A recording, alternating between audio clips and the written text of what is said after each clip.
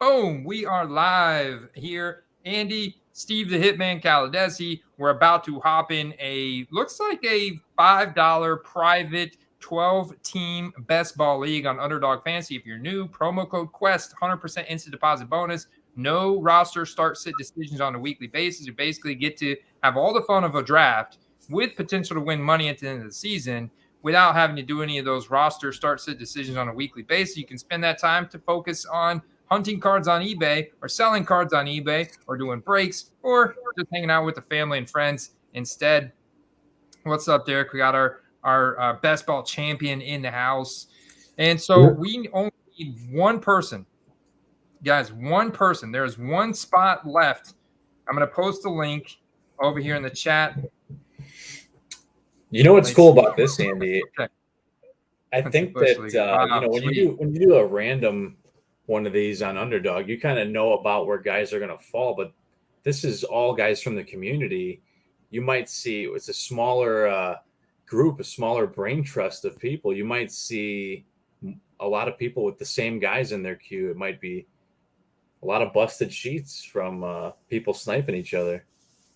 Yeah, there might be some sniping, but see, that's the thing. So I'm gonna teach you. Well, and so I've also posted up my tiers and my round by round strategy in the Discord. So I don't know if any of these guys, but these guys are really short, really sharp out there. All right, Dope72 D Dubs says he is down. Perfect, brother, because there is one spot left. I'm gonna post that link in there for you. So just click on that link. It'll take you directly there. If you're new to Underdog Fantasy, just make sure you use that promo code QUEST. We are, by the way, really close, guys. I'll find out here at the end of the month. Like, we're really close. We're only like 10 new signups using promo code QUEST away from getting a free 2022 Prism Draft Picks Hobby Box sponsored by Underdog Fantasy, just given to us for getting to 100 new signups before the start of the seasons. We're like literally 10 people away, and I'm giving that entire hobby box away. I'm going to pick a few winners, and we're going to give it away.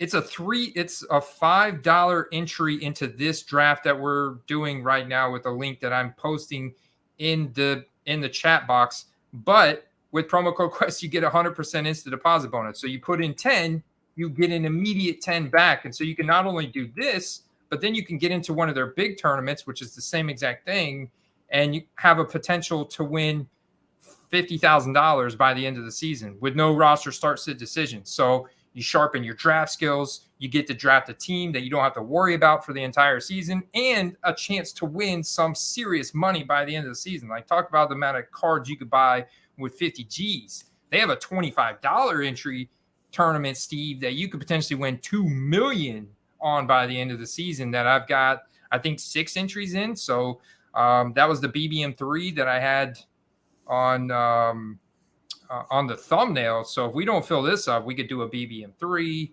We could do a $3 Pomeranian Superflex. Yeah. So hopefully we can get this one filled up pretty quick. Maybe do one of each. I'm down, man. I'm down. I'm dug in. Actually, I got an extra beer even brought out over here. Good to go, man. Good to go. We literally have only one spot left. So I posted in the chat. I can get one more, but he will auto draft if needed. Andrew Perry, what's good, man? Are you in this draft? We need to get you in this draft, Andrew. Will it be a race for the last spot? Got one spot left. I know that I have the utmost confidence that we can fill it up, and it's going to be a bunch of hobbyists. So it'll be interesting to see what the hobbyists say about the average draft position. Okay, we'll give it a couple minutes here. I'm also going to post it up in our patreon.com/footballcard Discord server to see if we have anybody out there that's willing to fill it up. As you can see right now, we got one spot open. So let me go ahead and post it over there. And let's see if we can fill this thing up and kick it off. Guys, I'm super excited because I have not done a draft in a few days. And right now, the ADP is changing so much that it's, it's really exciting to see how far people are going to reach for somebody or how far somebody falls. And you're like, oh my gosh, I can't believe this guy just fell that far. And now I'm able to get him. And now I feel like I'm building an even better roster because now we have an even clearer picture of the workloads that certain players are going to get. All right. One thing that's cool about these too, and I think that for the people that have done a lot of these, it's really interesting to see what guys get taken those last few rounds. Ultimately, those are going to be potentially the league deciders for your team.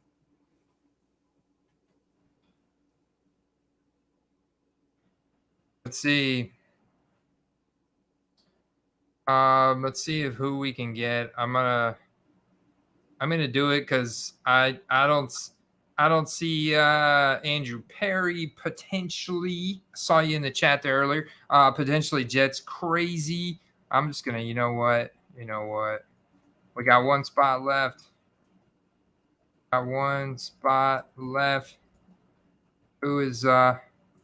Who is drafting tonight? Is this a tweet going out? I'm putting in the Discord, but I'm tagging at everyone, so everyone will get the notification. Hey, we got it. It filled. All right, let's rock and roll, man. Let's see what we got. Bush Leaguers. I got the 8th pick. You got the 8. Bush Leaguers at the 1.1. Drexley at the 1.2. Card Brat, Boggy at the 1.3. Derek with the shield. As you know, he's an underdog champion at the 4. I'm at the 5. Interesting spot. Late Stick out there at the 6. Ridley, Shelley at the 1.7. Scaladesi, Steve, the Hitman at 1.8. Perry at 1.9. Broncos 2000 to 1.10. Filthy at the 1.11. And D-Dubs at the 1.12. Let's go. Starts in 30 seconds. 30 seconds per pick. This is a single quarterback format, half-point PPR. If you look at the info, first place gets $32, second $17, third place $5. And you'll find out the winner towards the end of the season. But I'm going to really do my hardest not to get auto-picked in this draft, Steve. I know I have somewhat of a reputation for that. I'm going to do my hardest to not queue anybody up, but also not get auto-picked. So I'm on top of it, man. Feeling good. If this was Thursday night, I might be getting auto-picked just because come Thursday night, my brain is not nearly as sharp as it is on Tuesday night. All right, so Bush Leaguers went Jonathan Taylor. Drexley went Christian McCaffrey. So first round ADP so far really sharp. Look at Boggy going Justin Jefferson 1.3. He's my new top wide receiver. I think that's a really sharp pick there, Boggy. Okay, Derek goes Cooper Kupp at the 1.4. I'm at the 1.5. Do I go Jamar Chase here or Austin Eckler? I'm gonna mix it up only because I was talking about this guy earlier with I'm gonna go Dalvin Cook actually. I'm gonna go with the RB first pick strategy. I've actually seen quite a few people boosting him up. I'm going Dalvin Cook, man. This offense, Kevin O'Connell likes to call a lot of screenplays, a lot of shallow passes. Dalvin Cook's incredibly explosive, great receiving profile. I think they've got a lot more red zone opportunities this year. They're going to play faster, so it's just more and more opportunities for Dalvin Cook with a clear bell cow role. So I'm getting the workload, the experience. In a home league, I would definitely go ahead and circle Alexander Madison and say, I'm going to handcuff him. And maybe I do that in this league because I'm not playing against a large player pool and you have a deep bench. But I mean, it's a common thing. It doesn't matter. You're in a league and a guy picks Dalvin Cook in the first round. He's going after Alexander Madison later on, Yeah, most definitely.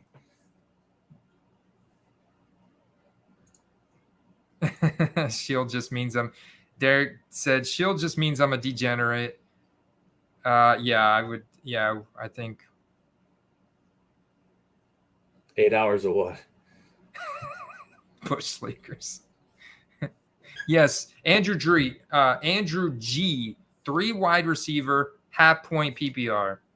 I'm going to pull up this board like this, like so. Steve and I could also do this for the time being. That makes it even bigger.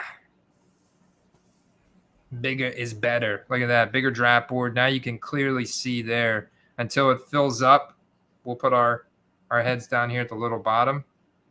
We'll keep the banner going because we're so close to 100 new signups, guys. And I would love to give away a Prism Draft Picks hobby box. Let's see what you did. What'd you do, Steve? Oh, he went Diggs, man. Nice. Okay. I'm happy with that. I think he actually has been drafted earlier than that in a lot of the boards I've seen. Mm-hmm. Yeah, there's only so many one-handed catches he can make in training camp before he starts going towards closer to the front of the first round. People realize, oh, wait a minute. Diggs almost had 2,000 air yards last season and only put up 1,200 receiving yards. So there's a ton of untapped potential there, and the Bills throw the ball at an ungodly rate. Look at Filthy going with the RB heavy strategy. Najee, Aaron Jones, D-Dubs, Debo Samuel, Mike Evans. So wide receiver start after the running back start. Broncos 2,000. I think that's Broncos 5 from the chat. When Travis Kelce, Devontae Adams. Interesting. 0 RB approach there with Kelce and Adams, but I love the picks. I think Adams has actually slid in this draft a little bit. I'm actually surprised at where Debo Samuel went. I think that was ahead of his ADP. A quick pick there from Scaladesi going Joe Mixon in the second. Saquon Barkley pretty early. Perry going running back with Austin. And I know Perry's a Saquon guy, so I could see that coming. That's about where Saquon's moved up to. You got the workload. See, right now, all the running backs going off the board still have a tremendous amount of upside because they're still projected as 3-down backs. Pittsburgh cell service. Oh, no. What happened? I think Ridley got auto-picked? Andrew Perry might be drafting from a cell phone. Hey, Pittsburgh cell service is the worst, guys. Going to be on a lot of auto-picks. Okay, cue those guys up, Andrew. It's all good, brother. All right, I'm back on the clock here. Running backs are flying off the board like you would not believe. This is the half-point PPR format. Question is, man, all right, CeeDee Lamb's out there. Got to do it because he slid too far past his ADP. And I'm not going to turn that down. CeeDee Lamb's got an ADP at 13.5, and that's I guess you could say the differences of drafting in what this would be kind of like a home league. You know, this is not a large player pool. This is a private 12-person league. So it's going to be this 12-person league throughout the entire season. It's not going to consolidate into a larger player pool. It's not a big tournament format. It's just a 12-team best ball league. You know, so it just means there's no roster start-sit decisions on a weekly basis. You automatically get the most amount of points for each position based on all the players on your team. And there's no waiver wire. There's no trades. Don't have to worry about any of that stuff. And CeeDee Lamb in those formats had an ADP of Mike Evans. I can't – because CeeDee Lamb's got an upside wide receiver 1, you know, so it's all about upside. I didn't want to let Fournette – like I was kind of sad that I had to let Lenny go there. Andy, wouldn't you say there's a degree of enhanced excitement from drafting a hometown guy that you can cheer for every week? Absolutely. Absolutely. Because not only are you rooting for your team to win, but now you're actually focusing on a guy on that team that you'd like to see go off. So it absolutely is an enhanced excitement. I normally like to go with the Bucks. Steven, sorry, I got to kind of focus on my pick here. Give it to me, baby. Travis Etienne. I'm looking for that upside. I think after we've seen, James Robinson's not back, not fully healthy yet, but James Robinson is not part of, and obviously I guess he wasn't part of anybody's draft selection because he was an undrafted free agent. So, but Travis Etienne, incredibly explosive, tremendous upside.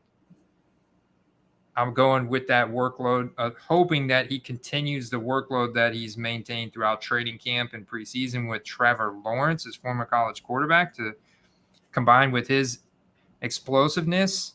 and receiving ability, because you know they're going to be in a lot of negative game script scenarios on Jacksonville.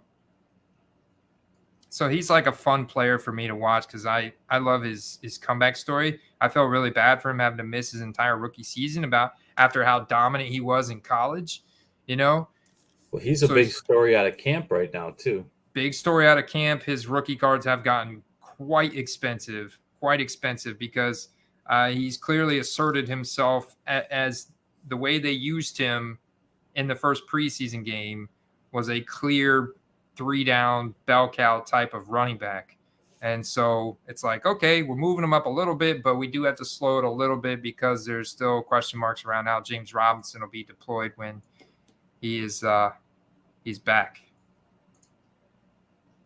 Yeah, I knew Saquon was a homer pick for Andrew Perry. So let's see. Look at Ridley taking Mahomes in the third. Andy, do you think if Saquon fails to stay healthy this year, do you think that he ever recovers? His values ever recover? I do. Yeah, I do. Because he was like, one of the last running backs to be taken number 1 overall in a draft. He wasn't number 1. I think it was number 2 overall behind Baker Mayfield that year. So I think that he does get back there just because he was a guy that when he was coming out was a generational talent.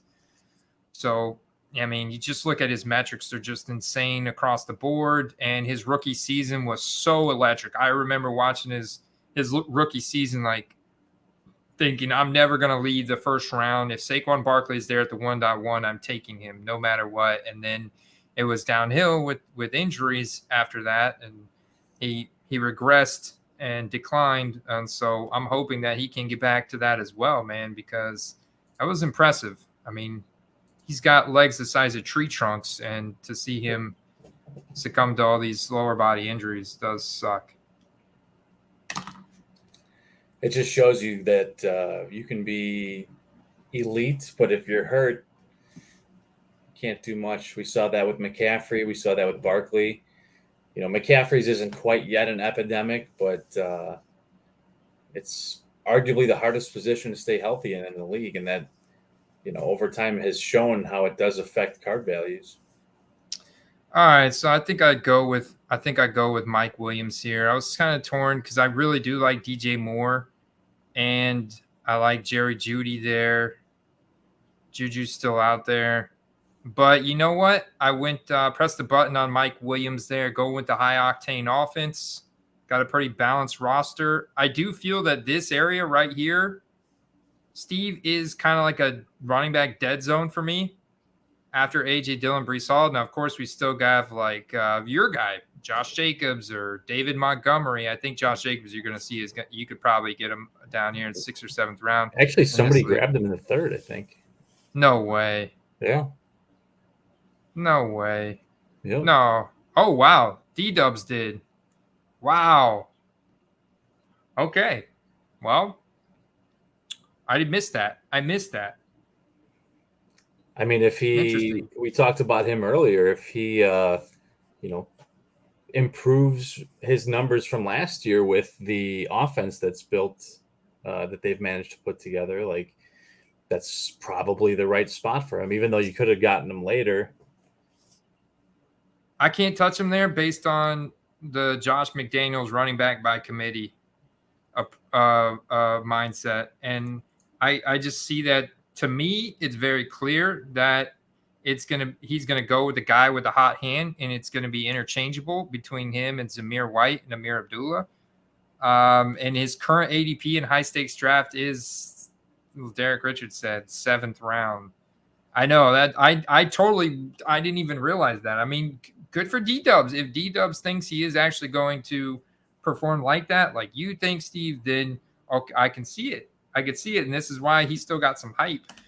Because there are you guys out there that think that he's got that kind of upside. I don't necessarily see it just based on workload. That's my concern. Maybe he gets there from touchdowns. Like if he has a high amount of touchdowns and receiving. Oh man, no. I said I would never get auto picked. Oh, I did. I tried to keep up with it. You know what? I'm not upset with That's Allen one of your Robinson. guys, though. That's one of my guys, actually. You know, I just updated my rankings. So one of the advantages of Underdog Fantasy is you can upload an Excel document of your rankings, and it'll put them in that order. So actually, Allen Robinson in the 5th is a great pick for me. I'm actually really happy with that. Like, I don't know if I could have done much better for myself. I just put myself in a potential take lock there, and I could have taken, because this is definitely a running back dead zone for me. Like, I'm okay with Dobbins, but Penny in the 5th, David Montgomery. Sorry, Steve. I can't do it in the 5th because I feel like he's got a very safe floor of 1,000 yards, but like that's also his ceiling. Like, I don't see him really becoming this breakout back, not with how bad that offensive line there is. You know what's interesting, and I don't know how much this plays into football and how productive they are on the field, but there was an interview with him recently, and he talked about how he's had really bad anxiety and depression for the last few years. You might see, I mean, he's played really good. It'd be amazing to see if he started performing exceptionally. Maybe whatever he was dealing with off the field was holding him back. Hard to say. David Montgomery? Yeah. Wow, man. No, I didn't know that. Not something a lot of, pro athletes come out and talk about. So I thought that was interesting. Yeah. I know KJ Hamler recently talked about being in a place like that because his grandma passed away and stuff. And I guess he was really close with her. So, yeah, though, that's wild. All right, so see, like Miles Sanders, that's a dead zone running back for me. Cam Akers, another dead zone running back.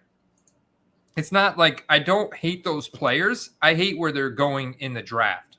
I hate the ADP. I don't think that they're going to pay off on a week-to-week basis based on the draft pick that is being spent on them. Rashad Bateman, on the other hand, like, I love that value. You're getting a wide receiver 1 in the 6th round. Like, let's go. Chris Godwin, the same thing. Like, I'm liking the value on those guys. That's why I personally tried to pick 2 running backs in the first 3 rounds, so that in this range I can then stack up with wide receivers of this talent level. Amon-Ra St. Brown, another guy that I absolutely love in this range. Tight ends, quarterbacks. All right, I'm back on the clock. Brandon Cooks, wide receiver 1, baby. Does not get enough credit. So I know, like, I can pick Brandon Cooks or a Darren Waller here, and I'm getting a safe, very safe floor, And I'm going to look at my bye weeks here. So either one, yeah, I'm totally fine. I don't have a tight end, so I'm going to go Waller. I'm going to go ahead and nab Waller there. Go ahead and secure my tight end position, just because Waller's got that upside, right? If I hit with Waller, he's got those games where he can put up 2 or 3 touchdowns a game. He could potentially finish the season. I don't know. He finished with 9 touchdowns in 2020. He still had 833 air yards last year and only played 11 games. If he still gives me 1,000 air yards and converts with 700 receiving yards and puts up 5 touchdowns, I'm still looking at a top 5 tight end finish. Because that's the nature of the tight end position, and that's some pretty decent consistency. You got him like 2 rounds past his ADP, just about. I did. Like, his ADP is 51.1, but I'm guessing that's like a best ball mania ADP. Oh yeah, and I got him at 68. So I mean, that's I can't say no to that, man. No, that's a steal, man. Yeah, it's a steal. It's like getting a Darren Waller rookie ticket auto for a few dollars. What's interesting? They're actually pretty hard to find. If anyone's actually tried to look, there's just not a lot of them out there. No, it's not. 2015, right? Yeah, 2015. All right, I'm back on the clock here. You guys forced my hand once again. I'm going with Darnell Mooney because he's a wide receiver one. Like, I do want to get a quarterback here, but how am I going to say no to a wide receiver one on a team that's probably going to throw the ball a lot? I don't know if you guys caught this. Mooney's been spending the night with Justin Fields. They've been building a very intimate relationship. So he's absolutely his trusted confidant, and he's going to be his number one wide receiver. He's going to get more targets, and they're going to throw the ball a lot. And he's great at separating against any type of defensive coverage, especially deep down the field. He's not a true alpha, but he is the Bears' true alpha. Man, okay. I get that, Derek, but a wide receiver one, regardless, Justin Fields can throw the ball. Like, he's not as bad as some of the quarterbacks out there slinging it. I like the negative game script that the Bears are probably. I don't know that I've been sniped this many times in one of these best ball drafts. Like, and I've probably done like 30 of these. So just drafting with you guys, I think we all just kind of know each other's tendencies a bit more. Man, look at who have I been sniping from you, Steve? Well, someone grabbed Thielen, and then the round before someone grabbed can't remember who it was, but I was like, man, like every time I got a guy queued up, I'm already like contingency planning, like scrambling with 30 seconds. So this will keep you on your toes, man. So far, so good here, though. Yeah, look at Derek going Josh Allen, Trey Lance. And I mean, I can't blame him. I just haven't found a quarterback yet that I felt was a good value, and I missed out on the top rushing upside guys. And obviously, I still got Fields out there if I wanted to stack late with Mooney. I got Carr out there if I want to stack with Waller. I got Stafford still. You know, some of the good pocket passers are still out there. Trevor Lawrence. There's a lot of upside with Trevor. He's got some wheels. He's got some rushing. And, I mean, a lot of where Trevor Lawrence is going is just still based on his rookie season production profile. And I think that could dramatically change here in year two. You know, he could be a very reliable fantasy asset on a week-to-week basis. I think they're going to be in plenty of negative game script scenarios where Trevor Lawrence is scrambling out, where he's hitting Zay Jones, Christian Kirk, Travis Etienne. That's a nice little stack there to have Trevor with Etienne. I believe, is Dak Prescott still out there? Holy crap. Yeah, Dak Prescott's still out there too. Don't force my hand, people. Because I will do it. I feel like I feel like a lot of people are drafting the way that they invest too. It seems like I'm noticing a lot of guys that people buy are also drafting. All right, Kareem Hunt by late stick there. Oh man, so okay, we got my man Dak. I got my man Dak right out here. I was just talking about that. There's CeeDee Lamb as my wide receiver one. Force my hand. I'm also getting him. So I've already got him queued up, so I'm good there. So yeah, I'm getting him after his ADP. So small little value on him. Go ahead and take Dak.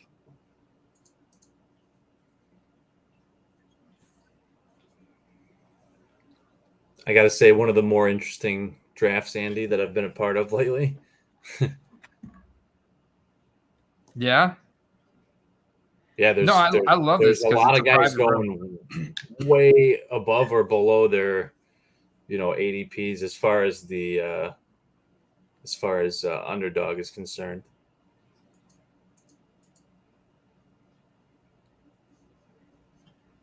Let's see. What's Derek doing now? Sky Moore. Okay. All right. He's going with a little Sky Moore wide receiver action. What is Derek? Okay. So Derek is going with his complete zero RB build. I'm guessing he's probably going to take his first running back here. Derek got big cojones, not taking a running back till the 9th round, but that's the nature of best ball. That's one of the creative roster construction strategies you can do when you don't have to necessarily pick which running back is going to go off which week. You just back the truck up and load it up with a bunch of good, talented running backs that are probably RB2s and 3s currently on the depth chart, that when a guy gets injured, they slot in as the new RB1 and go out and get you a bunch of fantasy points. That's Derek's approach, I think, a lot of times, especially depending on the draft board unfolds. And there he goes. Devin Singletary is his RB1, which is honestly not bad. He's currently the RB1 on his depth chart. But, I mean, I think it looks like a three-headed monster there in Buffalo. And I don't know. I mean, but there's obviously those ops for Devin Singletary. He had a great stretch at the end of last season. Who's it going to be? I appreciate that, Filthy. See, this is the benefits. I had a diehard Eagles fan in the number 11 spot. Oh, man, I got auto-picked.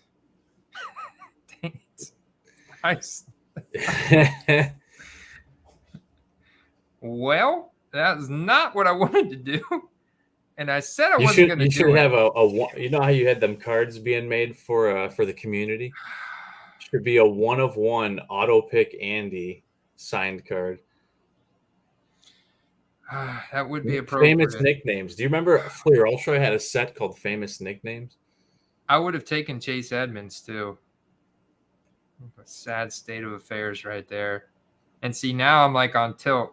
So I'm like, I did not want Christian Kirk there. I didn't want Christian Kirk. Why did I get Christian Kirk there? Get Zay Jones like 5 rounds later. I wanted a running back there, Steve. Auto pick. It's interesting. I have a few guys on my squad that I have heavy ownership in best ball, but as far as like the mix, my team mix is very unique, and I think it's because a lot of guys are going all over the place ADP wise. Yeah, ADPs are not as consistent in this private draft room. This is basically like doing a home league draft right here. But let's see what Bush Leaguers has done from the number 1 spot. Jonathan Taylor, T. Higgins, Nick Chubb, DK Metcalf, J.K. Dobbins, gone like basically running back, wide receiver, running back, wide receiver, running back. Amari Cooper, Hopkins. Love Hopkins there in the 7, especially in best ball.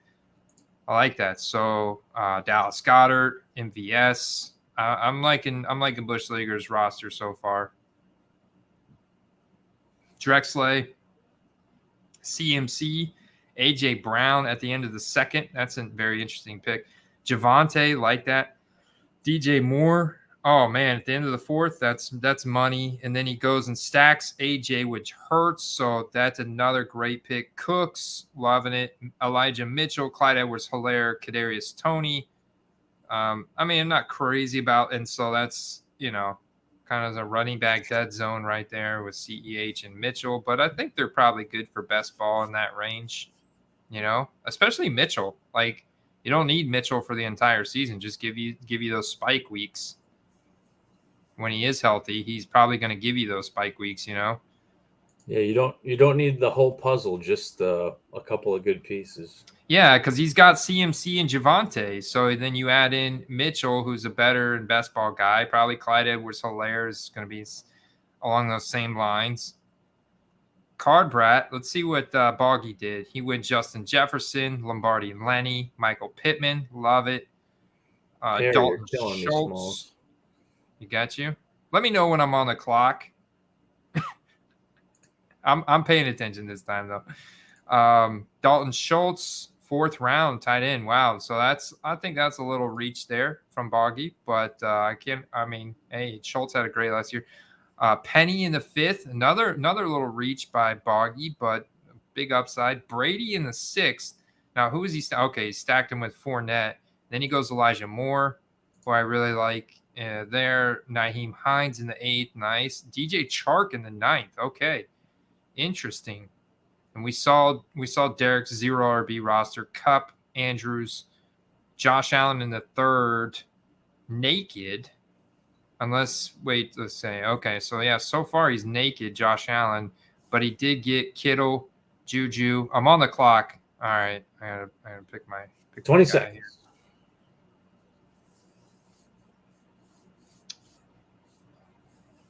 I'm gonna do me the little reach here.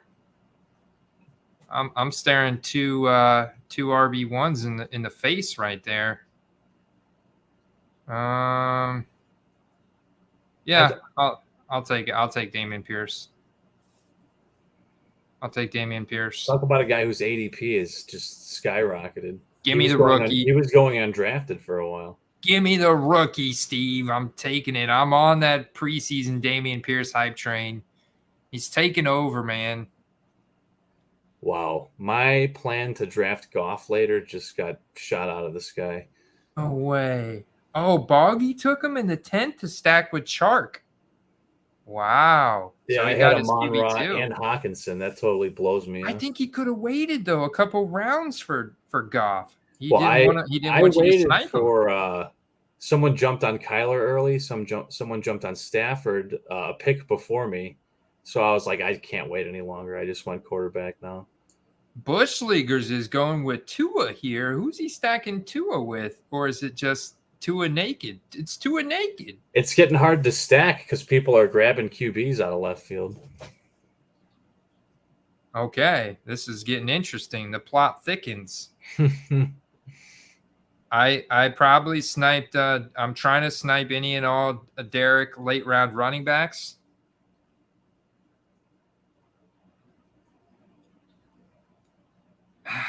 You know what? I know, but I think this offense is going to score a decent amount of points, Derek. I don't think it's a bad O.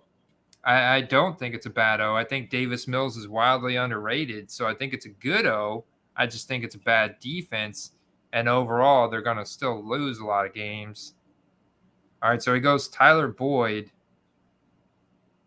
I'm going to go ahead and do the same thing here then.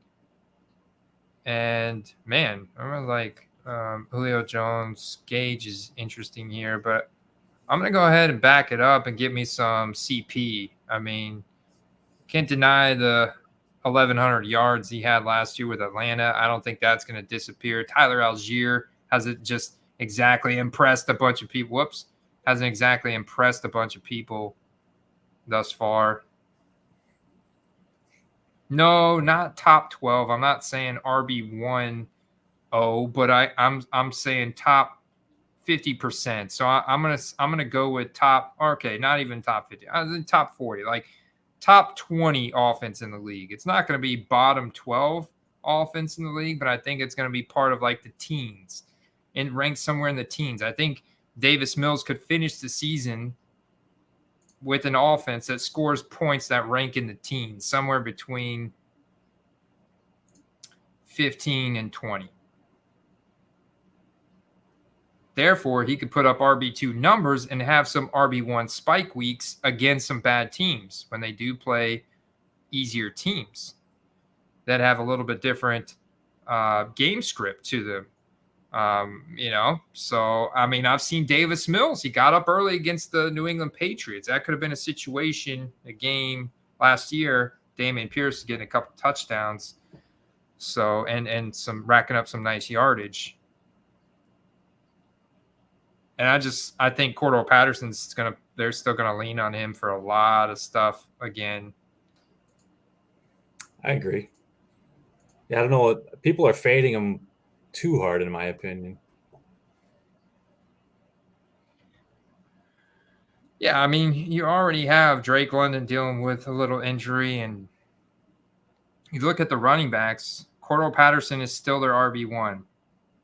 Who do they have? Damian Williams, undrafted free agent from 2014, who's always banged up, maybe good for a game or two. Tyler Algier is actually noted as their RB6 on their depth chart. Ahead of him is a bunch of people you never heard of. Quadre Olison, Caleb Huntley, Avery Williams. Heard of any of those guys before? They're fifth-round running backs. Caleb Huntley was an undrafted free agent. Cordell Patterson is definitely going to be heavily involved once again in a bunch of different facets.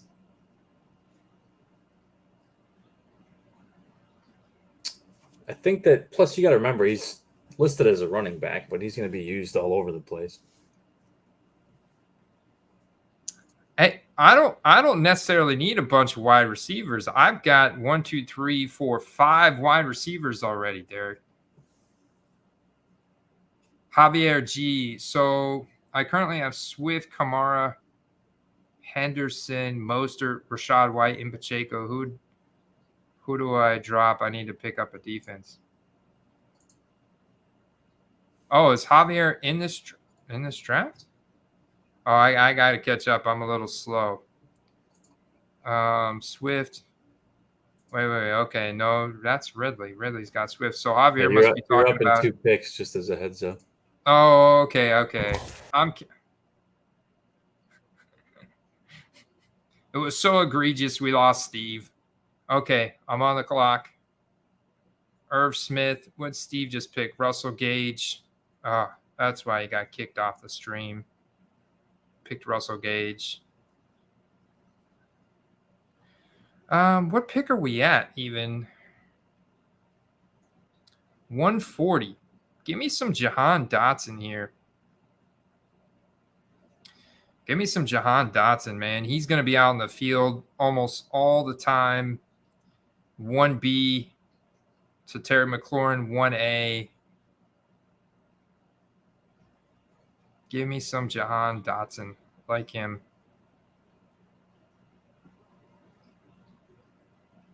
Three, 4.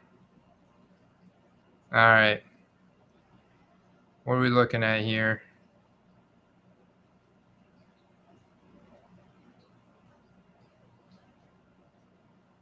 Romeo Doubs. Look at Ridley going Romeo Doubs in the 12th round.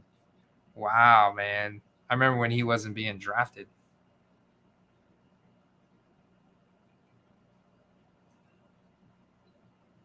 Yeah, I did too. I thought Javier was. He has Swift, Kamara, Henderson, Mostert, Rashad White, and Pacheco. Well, I mean, at this point, you drop. I would drop Raheem Mostert or Rashad White. I hate to say it, but I drop Raheem Mostert over Rashad White. But yeah, I drop Raheem Mostert and pick up a defense. Hey, welcome back, Steve. Hey, I don't know what the heck was going on there. A random disconnection. You know what happened is I deleted you from the stream when you drafted Russell Gage in the 12th. No, I inadvertently knocked my camera over and then somehow it got disconnected. I think that one of the issues with this camera that I'm having is that there's like something internal might be loose. And something internal loose is never a good thing. Love that pick by Boggy in the 13th of Isaiah McKenzie. Some great. I totally missed the fact that Broncos 2000 took Justin Fields in the 12th. He was going to be like my backup QB. Like, I don't even know if there's backup QBs. I'm going to have to go ahead and take Trevor Lawrence here. I'm going to go ahead and get Trevor Lawrence before I get sniped again. I miss out on a backup QB. I guess I waited long enough. So now I really just need a backup tight end, and then I'll keep adding wide receiver and running back depth. Oh, man, that's a tight bench. Javier's league only has 5 bench spots. Yeah, man, with that running back depth, I would definitely drop Raheem Mostert. Excuse me. As much as I think Raheem Mostert might get some carries, but honestly, Rashad White's probably going to be a waiver wire pickup at some point this season too in shallower leagues. I think you do want more running backs on your bench. Yeah, I agree with Derek. You want more running backs on your bench, and you want to stream more wide receivers. I'd be really interested to hear who you have at wide receiver, who you have at tight end. And do you have any more of those guys on your bench that you could potentially get? Yeah.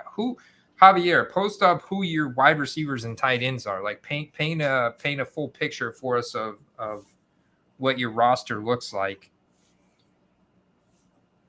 That would help us out a lot.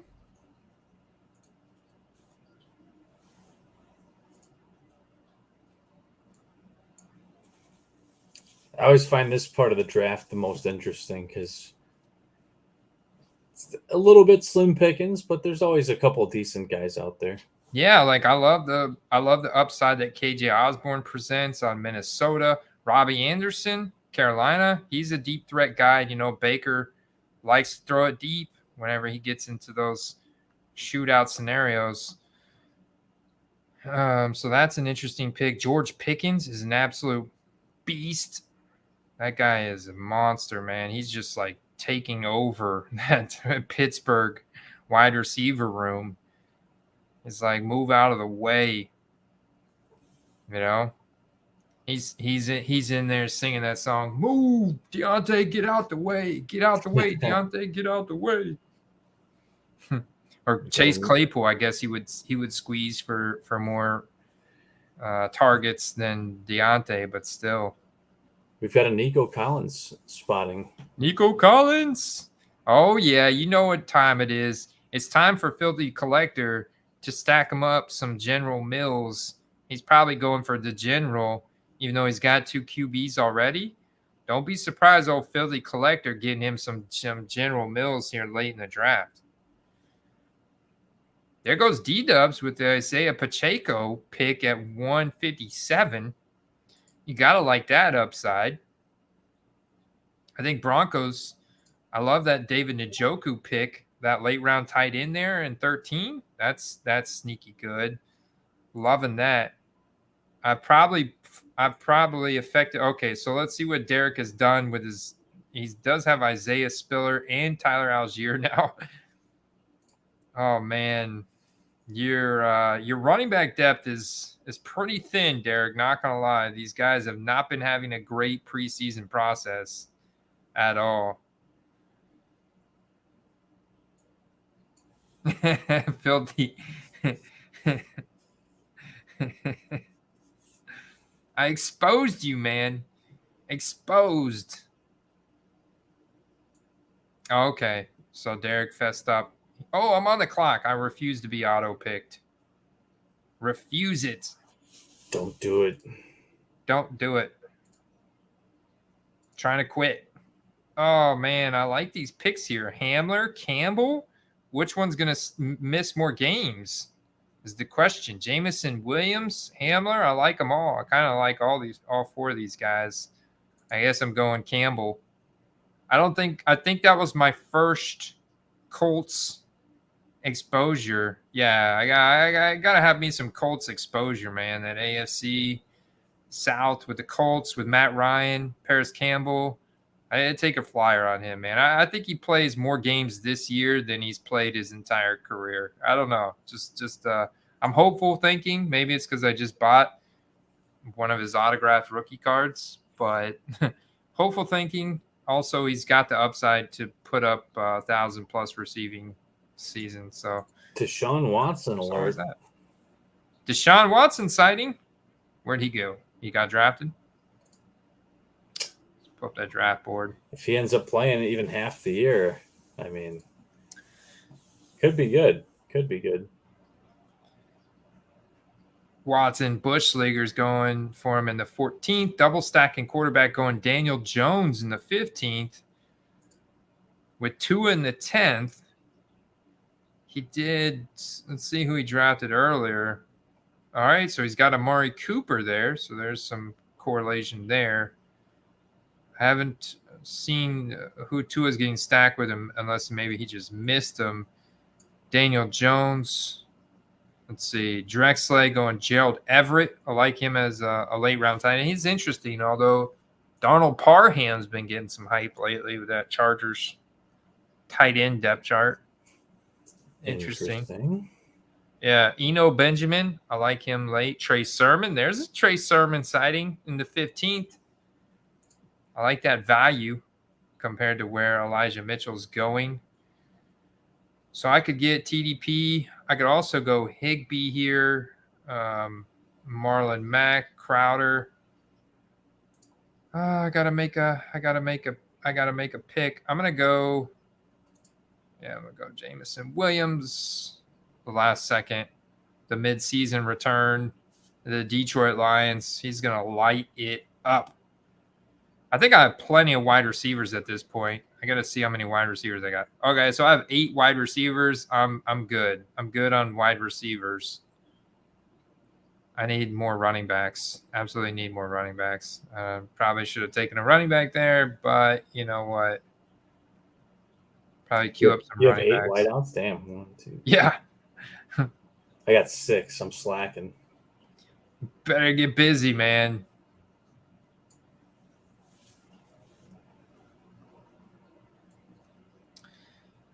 Yeah, it's been really hard to stack in this draft. I tried to get a QB early. All the top Josh Allen went, and it looked like I might get the Allen stack with Diggs early on, and then I kind of gave up after that. Especially when Tua went early, I realized it was probably not going to be one of those drafts where I can stack.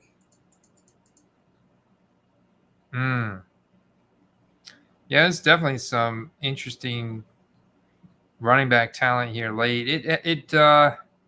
So you missed your stack? Missed a couple stack opportunities. One thing of note though is if you're doing more of these and you haven't done a lot of them, stacking some of the bigger name guys is going to be challenging. You want to know like where their ADPs are, but certain teams that have like overall lower projected ADPs, like you can get Rodgers and like the whole receiving core of Green Bay like relatively easily. But like you're not getting Tampa, you're not getting all the Tampa guys, and you're not getting you could probably get the Miami guys, but you probably won't get both Hill and Waddle. That's going to be hard to do. Yeah, that's going to be hard. UF Gator, I'm down. I can do one more after this. I get in one more after this. If I'm already up this late, might as well. What's another 45 minutes? So I'm down, man. The more of these I can get in, the more reps I can do, the better it makes us, and the more chances I have to win money at the end of the season. But ultimately, these are just sharpening the sword, man. Sharpening the sword, the drafting sword. And this is fun, getting to do these private ones. Now, UF Gator, I think it's highly unlikely we'll fill up another 12-teamer private one after this. I think some of these guys in this one are probably already on auto draft.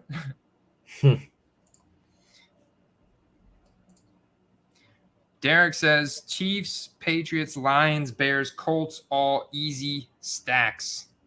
Oh, and I'm on the clock. Don't be distracting me, Derek. I see what you're up to, man. Yes, give me. Go ahead and take one of these late running backs. Taking Darrell on Arizona.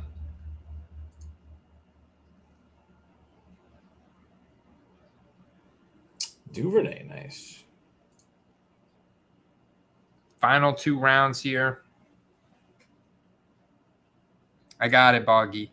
I'm good. Andrew G says he's good for one more. So I say what we do, guys, is we click into a Pomeranian. We just click in at the same time. We click in at the same time, we all get in the same draft room. And so we can draft against each other and also then play against each other for the first 14 weeks. And then after that, the winner of our 12-person league will move on in the tournament to play against the bigger player pool for the Grand Place $50,000 prize. Promo code Quest gets you that 100% as the deposit bonus if you're just tuning in. It's getting trying to foil me over here. Streaming and drafting. Derek says he likes to do best ball drafts with streamers. There's several other best ball streamers out there, like Peter Overzet is one who he writes the Fantasy Life newsletter for Matthew Berry. He's got his YouTube channel, all that kind of stuff. He does a lot of best ball drafts, and you could potentially get in or that guy you told me about, that guy Mason Dodd from the Fantasy Flock. He does them like almost every night. I think Derek gets into some of his. Yeah, that guy runs them around the clock. Yeah, if I had the time and bankroll to run around the clock best balls, I'd have one of those cool badges too, man. Yeah. Derek's You're living up. on those Red You're Bulls. up. I'm up. Yep. Yeah, so I definitely want another tight end. I also want another running back. Man, I am still such a big fan of Chris Evans. Love that upside. Also, Zach Moss. I mean, that's sneaky upside too. I guess I'll go Chris Evans. I guess just because the clock was running down there. Let's just go Chris Evans. Yeah.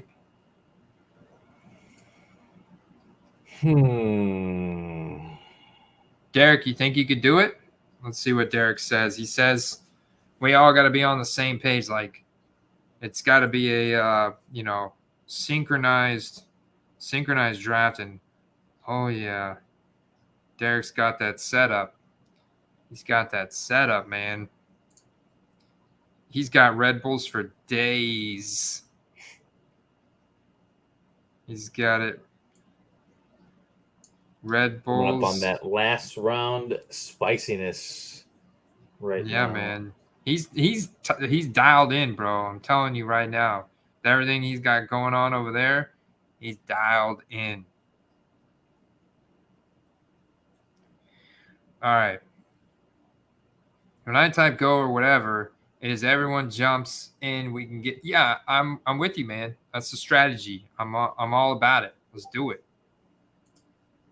So Derek's going to make sure the room is clear for us. We hop in. We all get in the draft together. It's a $3 Pomeranian, so this will be fun because then it'll be Superflex.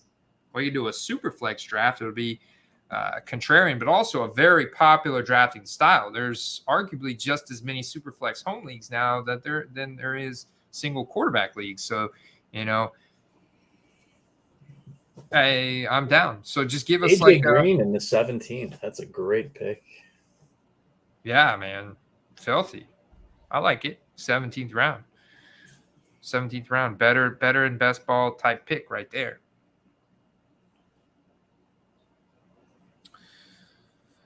Let's look at these rosters in totality here. Broncos went Kelsey with the tight end pick in the first round, having to pivot there.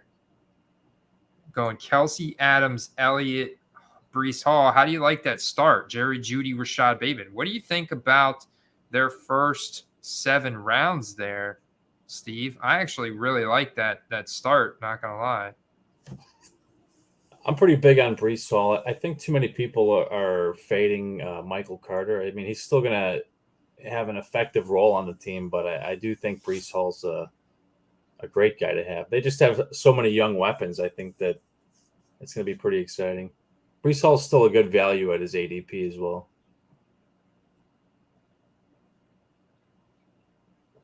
I like that final Mo Alley Cox pick in the last round there. Nice. True Bisky. I like it. Somebody just snapped Trubisky.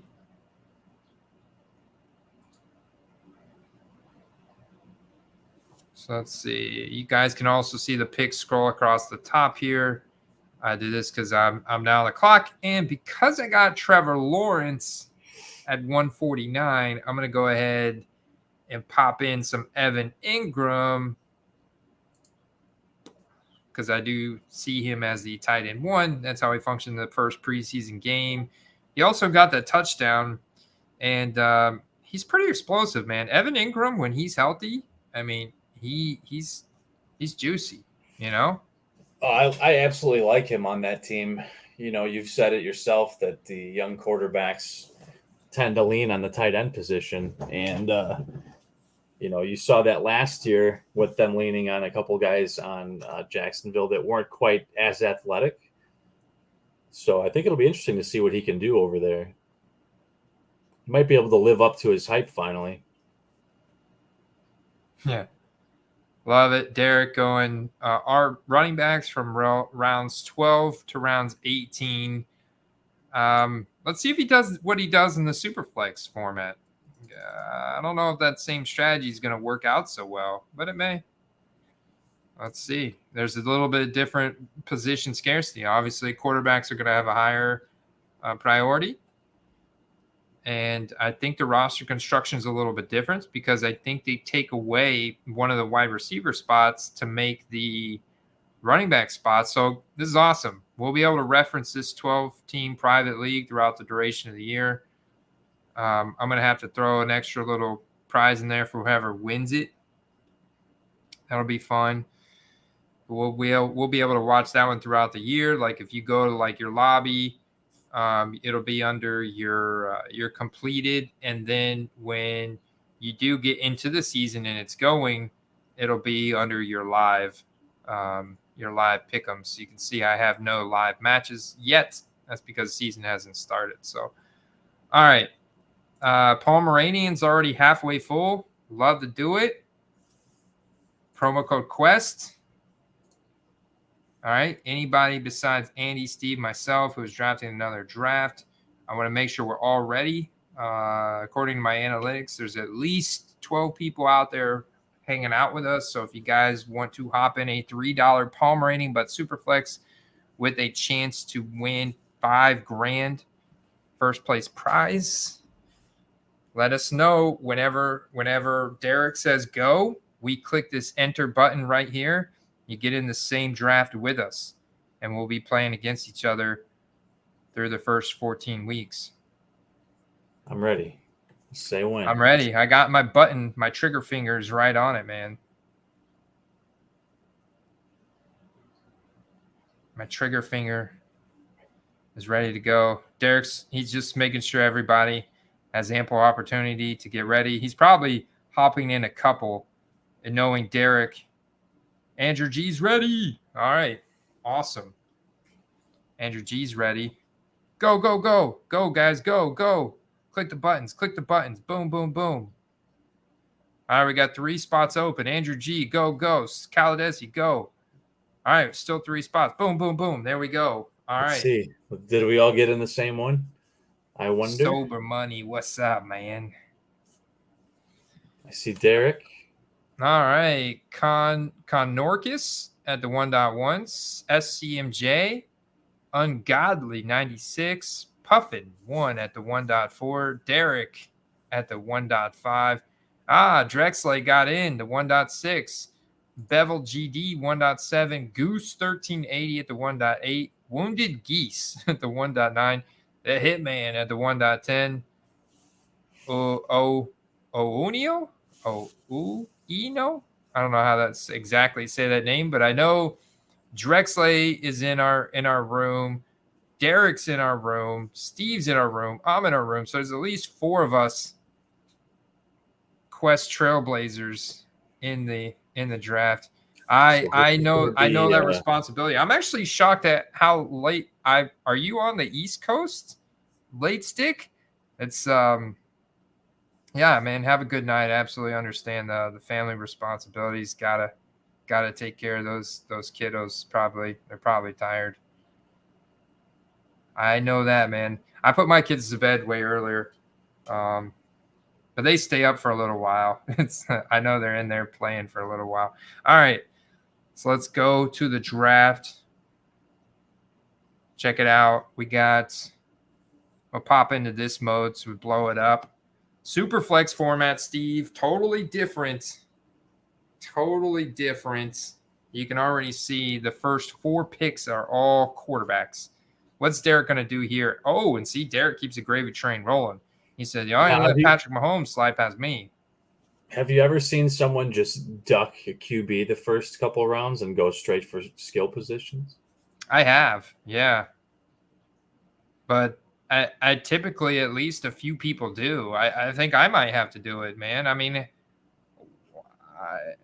this is crazy, dude. Look at this. Like, at what point do you say enough is enough? Like, right.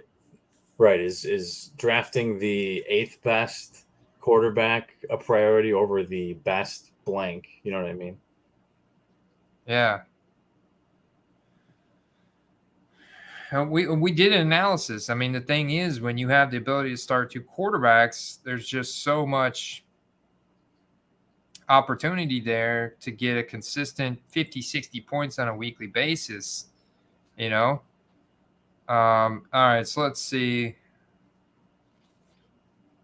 If I look at Allen, Herbert, Kyler. Well, I guess I'll be that guy. Let's go. He did it, man. Burrow's gone. Russell Wilson's gone. McCaffrey is gone. Tom Brady. Well, you guys forced my hand. I mean, I got to get at least one quarterback here, so I guess I'm going to go Dak Prescott. But I need time to think, so I'm going to go ahead and queue him up, let that clock run out. Oh, but it's going to turn me on to the auto draft, isn't it? It'll do that, and then it'll automatically pick like Cooper Kupp for me. I don't necessarily know I want Cooper Kupp. All right. Now I got 30 seconds to think about who I want next. Yeah, Cooper Kupp. Don't overthink it, Andy. Or Trey Lance. It's either him or Trey Lance. Very close. Hurts is already gone. But I think Kupp has got a pathway to 25 fantasy points a week, pretty consistently. I think his fantasy points per game average last year was like 22. So, yeah, we're going to go Cooper Kupp here. That's going to be our start. Dak Prescott, Cooper Kupp. Wild.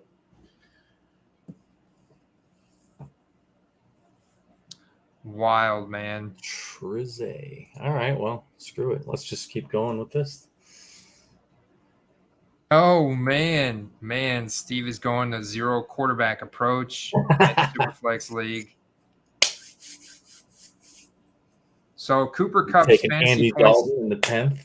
So Cooper Kupp had 25.9 fantasy points per game last year. Definitely the right pick. If he does it's close to what he did last year, definitely the right pick.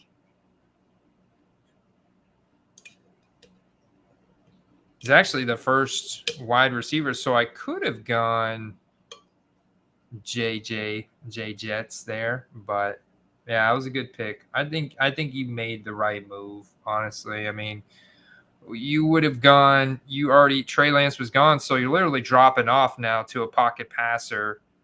Like Rodgers doesn't have the rushing upside that he used to have, so that's not really there. Plus he plays slow. Matthew Stafford is slid down, I guess, because the elbow concerns, but Justin Jefferson was the right pick there. Bevel. What does Drexler do? He goes Austin Eckler. I think that was a really good pick there as well. Yeah, I think it was a smart pick. I'm usually not excited about the super flexes because I don't like how heavy the QB weights are, but this is actually kind of interesting because I can see, what can I pull off now that I have skipped the quarterback.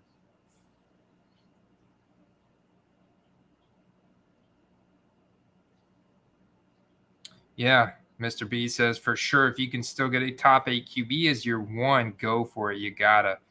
Yeah, especially after seeing how many quarterbacks are going off the board. Finally, Stafford goes. There at end of the second round as ungodly second quarterback to Kyler Murray, which he kind of reached on Kyler Murray. Would you take Kyler Murray over Lamar Jackson and Patrick Mahomes? Man, I don't know. I think you're betting on his potential for this year if you're doing that. Although I will say I think that there's some regression possible for Mahomes because they just don't have the weaponry they had before. I think you're going to really appreciate how good Tyreek Hill was this year without him being there. Yeah, I think I could not justify picking Kyler over Lamar or Mahomes. What about Russell Wilson or Jalen Hurts? Who you got there? Like, would you pick Russell Wilson over Jalen Hurts? I'd give the slight edge to Hurts there. Because of the rushing upside? top 5 fantasy, whereas maybe top 7 or 8 for Russ. Joe Burrow, Tom Brady. You can't go wrong with either of those guys. Yeah, they're both pretty prolific. They both passers. have good lines. They both have outstanding receivers. They're both going to throw a lot. The Bengals, however, have just an atrocious secondary, so they may even be forced to throw even more.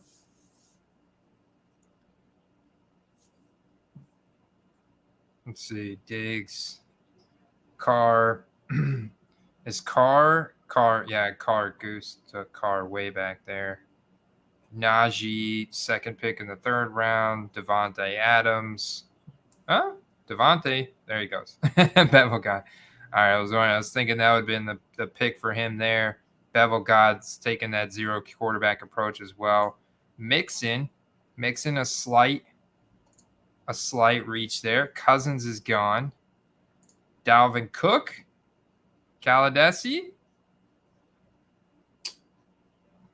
Oof. Can I tempt you with some Dalvin Cook? He ain't there. Oh, no, you're right. Dang it. Justin Fields. Do you go with your first quarterback? Get your man? I'm going to shock some people with this one. Whoa.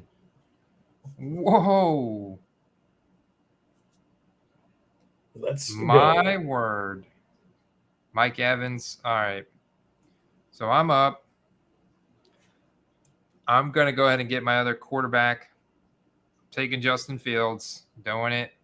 I thought about Debo, but I'm a Tyreek Hill truther. What can I say? I think he's going to have a pretty good year.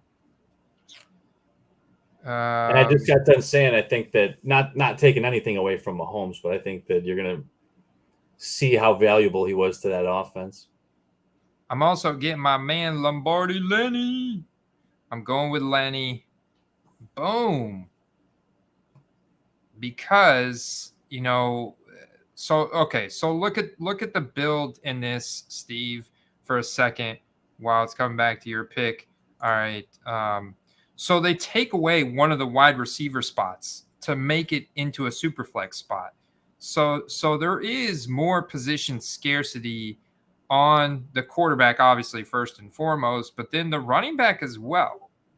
So I do think that it's almost like quarterback, running back. You have an element of having to draft the best player available, but also understanding that there probably is going to be a lot of, with this being a best ball tournament, a lot of wide receivers that I can stack up later on that can just have those spike weeks. I've got my anchor wide receiver in Cooper Kupp.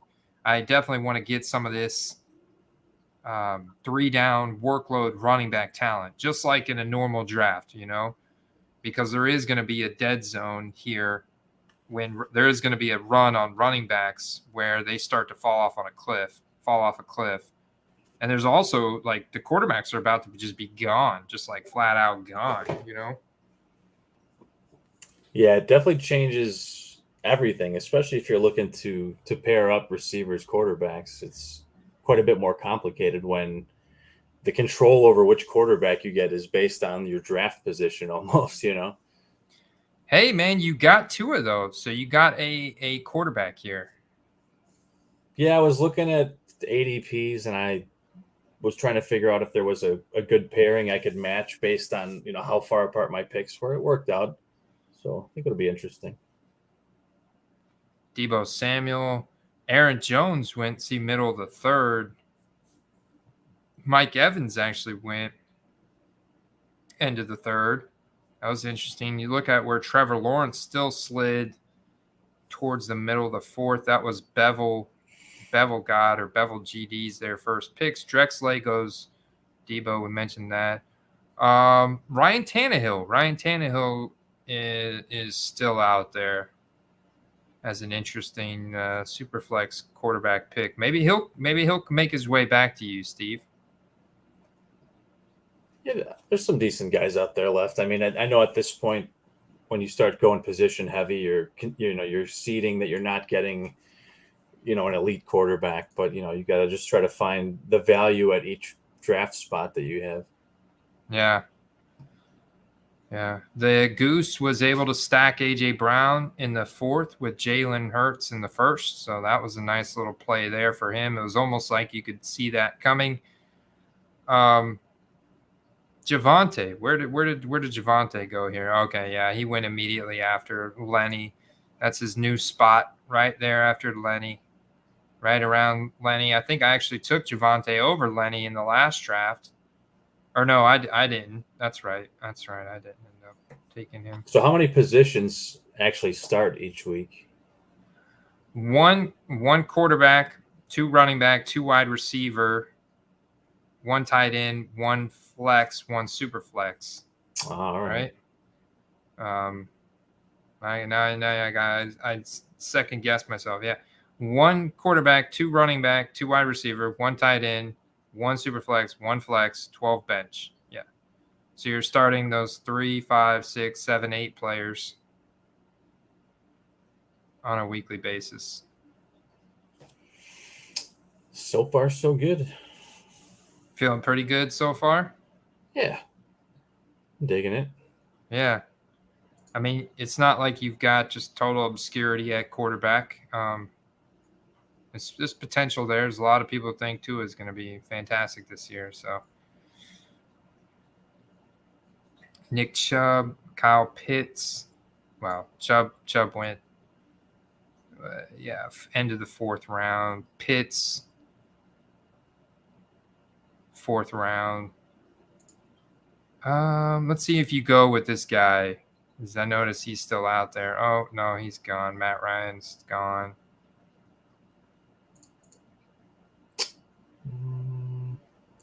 Gone. Gotta go. Yeah. Nice pick. Nice pick. Solid pick there.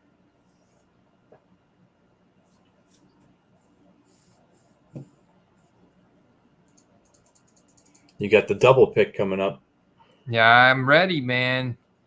I'm ready. A lot of my picks are kind of going off the board, but there's still some interesting talent left out there. Is Michael Pittman's gone. Okay. What do we got left for quarterbacks? Oh, Mac Jones. Let's do it, man. Give me some Mackey. I'm going to go ahead and take my 3rd quarterback with Mac. I'm going to come back. I got to hit that running back. Akers, Brees, or Dobbins. Dun, dun, dun. I'm going Brees. I got to go Brees here. Yeah, I got to do it. Yeah. It's either him or Dobbins, but man. I'm going to go Brees.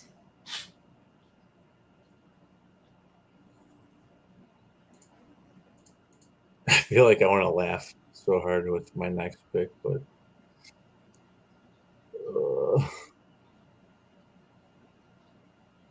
fading Akers. Everybody's fading Akers tonight.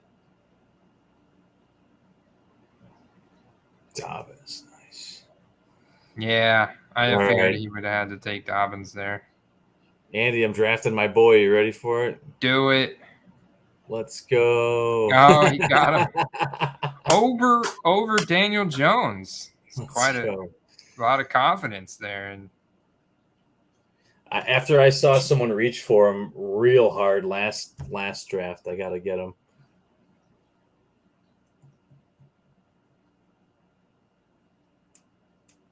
Waddle. Yeah, Waddle was an interesting pick there, but this format, I had to go running back. Almost didn't even need to get Mac Jones. I just figured fell past his ADP, need 2 to 4 quarterbacks. I know I can stack him up later with some of these later wide receivers, all the way as late as a Tyquan Thornton or something. And I had Waddle for me, but I couldn't justify, 2 guys of that high ADP from the same squad. I feel like I'd be limiting myself.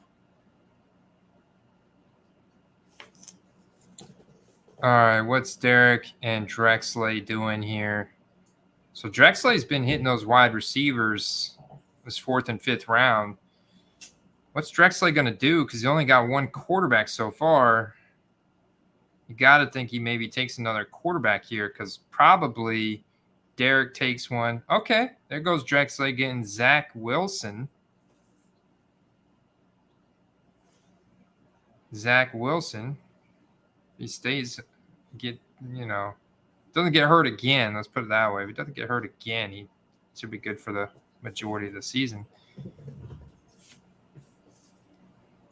We got Brandon Cooks. Brandon Cooks. All right, so he goes wide receiver. He's already got his 2 quarterbacks. So he's got his foundation built. He's got Pittman stacked with Ryan.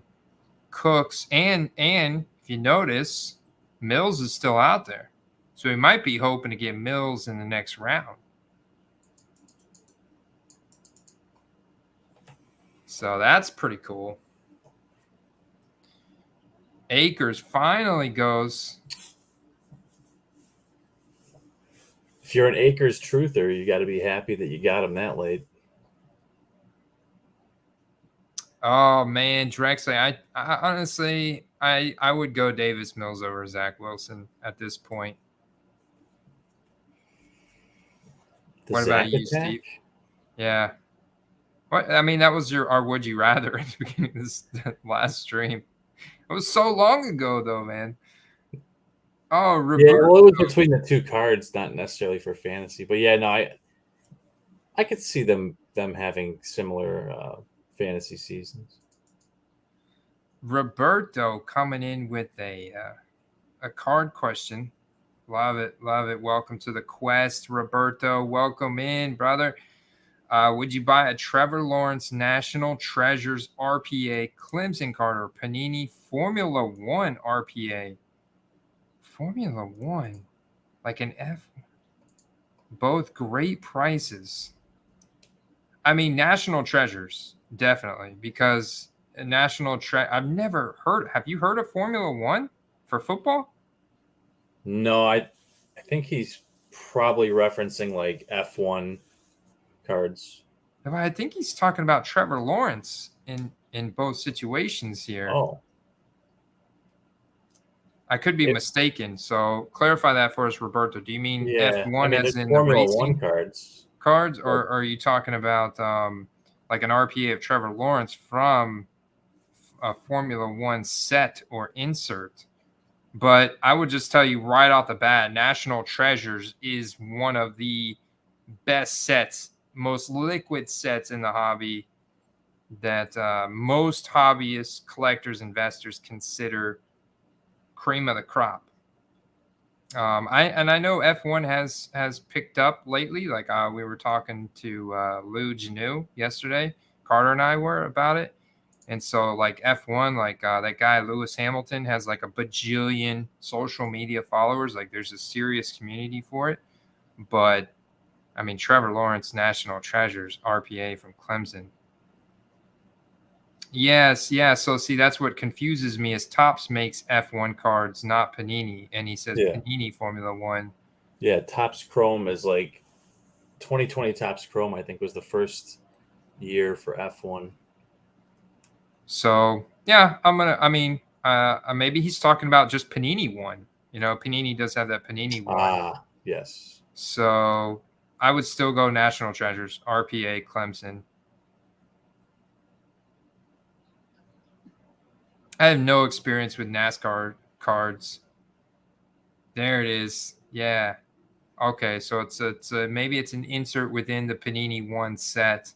Oh, National Treasures all day for me. Even in a college uniform?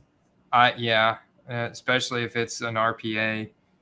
I think because Trevor was prolific at Clemson. I mean, he's had a way better career at Clemson so far than. Dang, I'd be curious to see what this thing looks like, though. Honestly. Yeah, me too. Juju is way too tempting here. I'm gonna just have to go Juju here. Yeah, I'm liking him way better than all these other options. Let's just get Juju there. Now we're back on the clock. Let's see.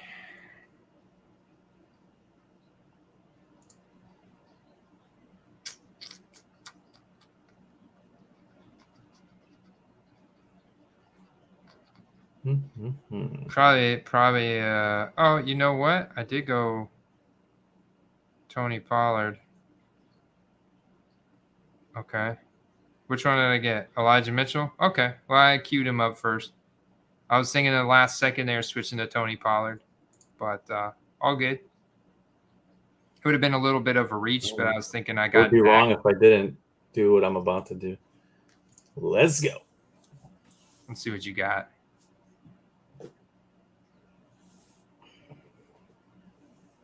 Yeah, man. National Treasures out of 25, 600. Yeah, I mean, have you comped it out? That's a pretty rare card, so it's going to be hard to find other sold transactions the same card. But I would say compare a National Treasures card of like Justin Fields out of 25 of him in his Ohio State uniform kind of thing. Do that with him. Do that with Trey Lance too. See if you can do that for these guys and kind of see where Trevor Lawrence stands in that comparison process to kind of get a better understanding of where that card's currently valued. I mean, it sounds a little expensive, but at the same time, that could be about par for the course, depending on where those other guys are at. So I would go and look up a Justin Fields National Treasures out of 25 RPA of him, college uniform, and do that with Trey Lance, Zach Wilson, Mac Jones, especially Mac Jones. Like, look at where Mac Jones, because he went to Alabama, and then also do that with you could even do that with Davis Mills, and just it may not take you that long if you can find sold transactions for those guys to get a better understanding of where those guys are selling at right now. And if this one's above that, then I would say, try and get it lower or wait, like, because this is value of this card should go down by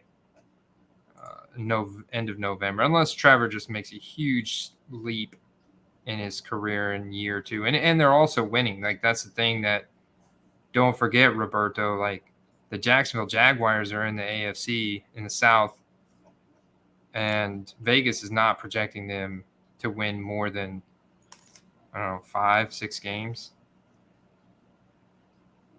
Can't go faster than 25. That's funny.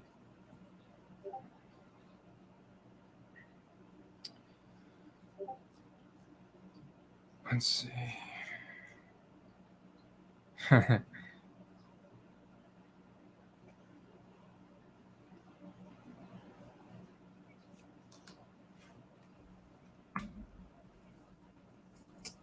right. Yeah, it's so weird at this juncture of the draft to see some of these guys still here. All right.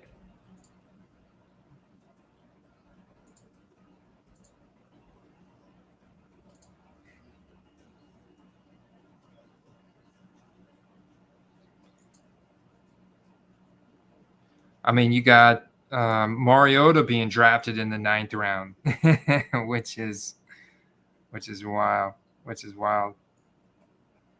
Roberto said, "Thanks, man. I really appreciate your help. It means a lot. Somehow I ran into your channel. I got some catching up to do on all your videos. Lots of questions. Could probably keep you up all night." Well, hey, I don't mind staying up all night answering your questions if you hop into our Discord server. Go check out everything that we have to offer over at patreon.com/footballcards. There's a lot of guys out there like Derek, like Steve in the draft with me, and it's pretty late at night, but I stay up late on a nightly basis. Yeah, especially ask me when I'm up on the clock. But yeah, I stay up late, man, and you get a direct line to us. But not only us, but like when you hop in the Discord server, it's like a chat room. So there's other guys that are up all night. Derek's up all night. There's other very knowledgeable guys. Steve is up super late. There's other guys in the chat rooms that are up super late that you can engage with. that are on the same quest, buying, selling football cards, collecting, investing. We've got a bunch of different channels. We do a bunch of other stuff, additional written content on a weekly basis. I do some backstage pass videos. We have monthly giveaways, fantasy drafts, group submissions, all kinds of additional bonus perks through our Patreon program, plus the Jarritos web app that everybody absolutely raves about. Jarritos is a genius, built that web app specifically for the football card quest, really. I mean, when you look at it, he's got our quest score, he's got our hype index score built in there for specific players. Steve, he's got population reports on the cards. He's got the ability to track, compare, basically anything that you could do in like a market movers, but for football cards specifically, with some added benefits of having like that quest score in there, the card population, all that kind of stuff. We always got some awesome eBay snipes that we're sharing. I tend to do quite a bit of that, especially on the weekend. And then we got a few other guys in there that are always sharing some eBay links. If you're into the hobby and sniping auctions, that's a good channel on the Discord for you. Yeah. And I mean, definitely check out all the videos. Like I put out, I think I have over 350 videos at this point, all on football cards. So check those out, the main popular ones. And, and if you really want to accelerate your learning curve, like get hands-on, just hop in there, man. Hop in there. You get the base tier is $6 a month. I mean, it's even I know a lot of guys that sign up for the $20 tier and still say like it's like they get way more value than what that's worth. Like they think, I had one guy tell me the other day that he's like, I think you should raise your prices, but I don't raise your prices. So I'm like, nah, man. No, I appreciate it. It was flattering. It was nice. I took it as a compliment. But that's my goal. Like, that's my goal. I aim to provide a tremendous amount of value. That is your goal. And Andy, you definitely do. I mean, Andy's got content out just about every day, whether you see it or not, because he's putting stuff out in your email, in the Discord channel. So what you see on YouTube is only one piece of the puzzle.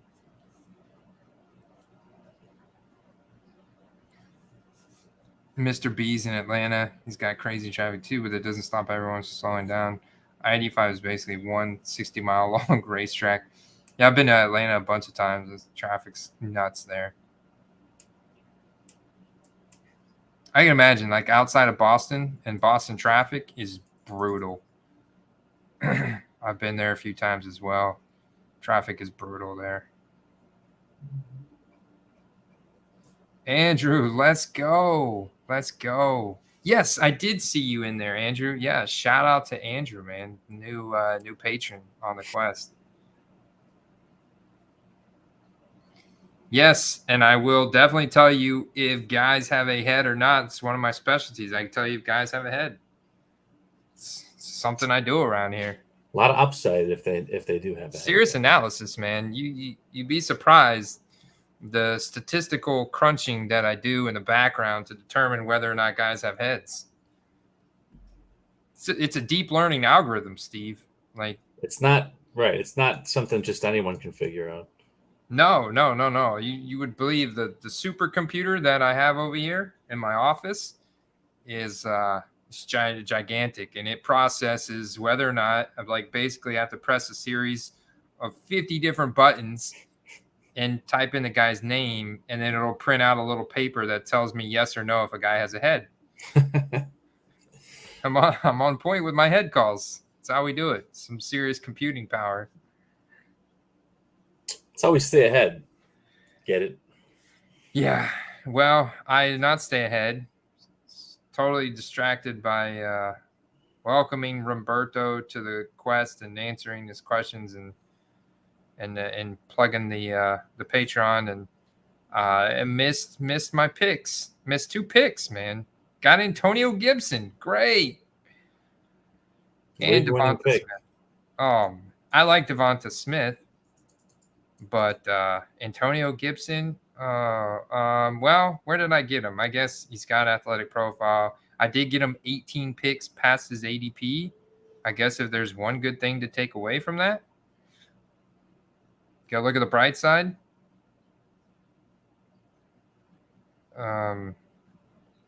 What's going on here with the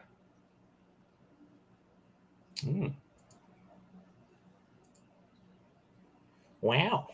Jamie, appreciate that. Thank you. Yeah, good to have you here.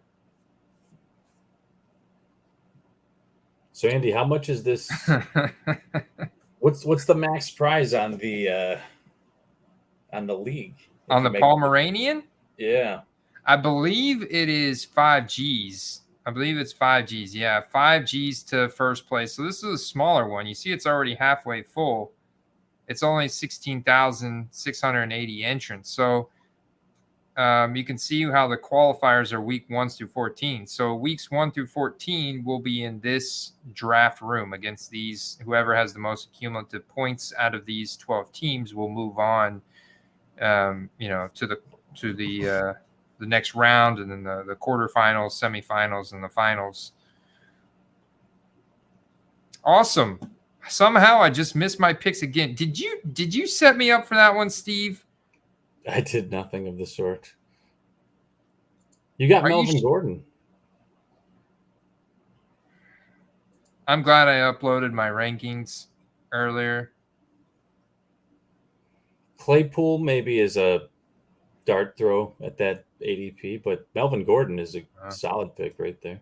278 person final round in this one on week 17. So therein lies the rub. Do you want to think about week 17 game theory? The Denver Broncos are playing the Kansas City Chiefs. So things like that. The Buffalo Bills are playing the Cincinnati Bengals. The Bucks are playing the Panthers. The Seahawks are playing the Jets. The Rams are playing. There's a juicy matchup. The Rams have a good matchup too in week 17.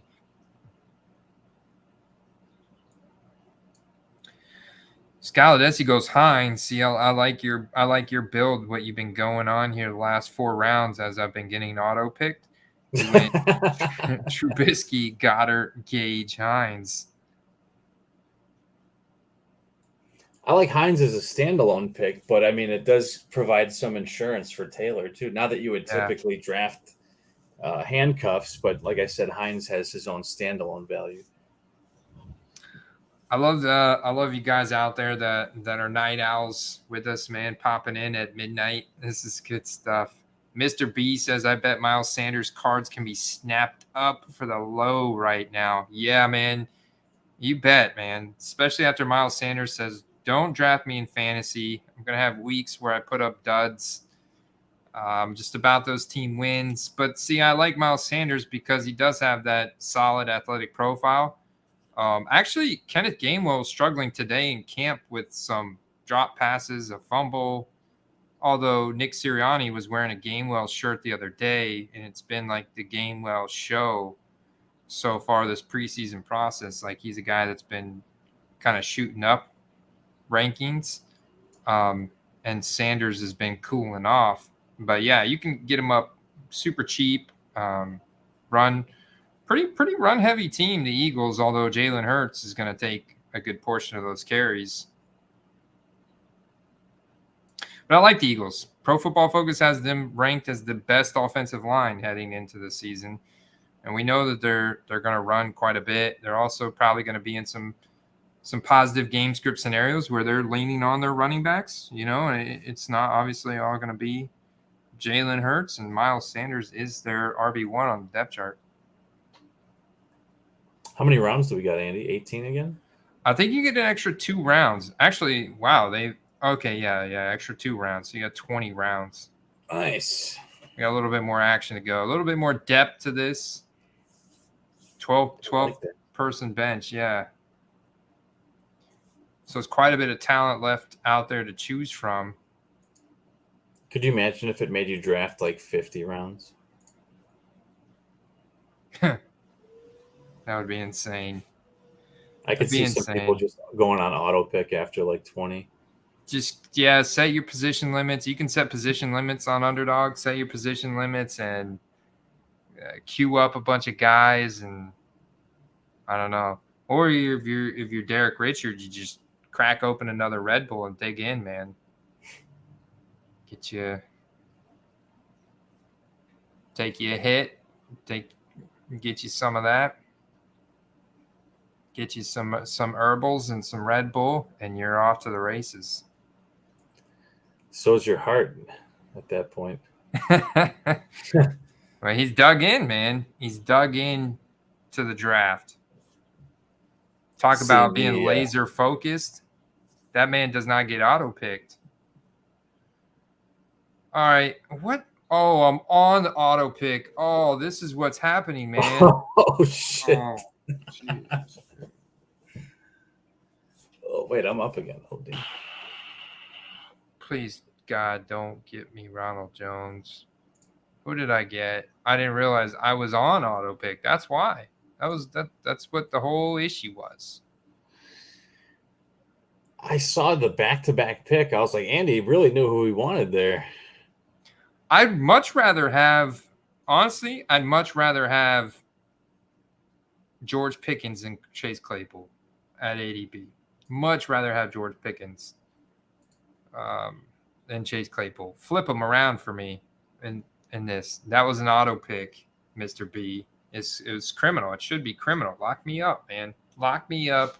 Take away my streaming and drafting license. But I should get a pass because it's after midnight. And I'm out of beer.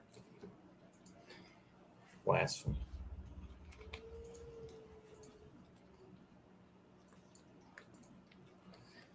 You got to fix the auto pick to Jacoby. Derek's busting your chops about the Jacoby pick.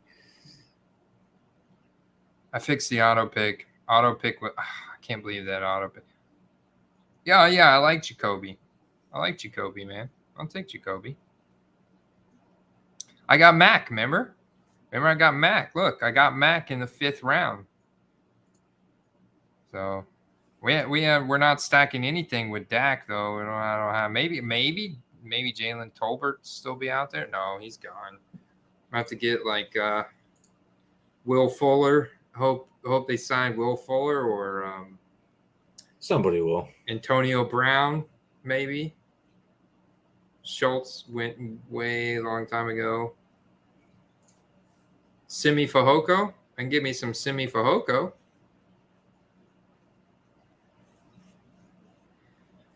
Let's see.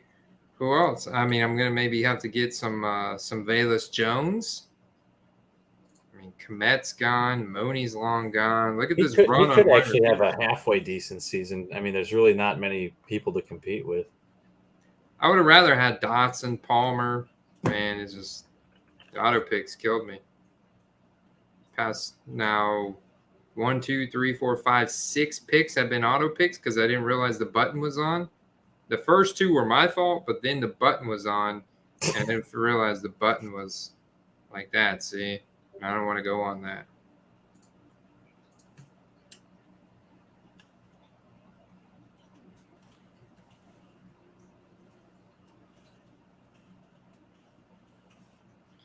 Mr. B says when he drafts, he's super focused like that guy who leans in close to the TV screen when getting diced up on NBA 2K.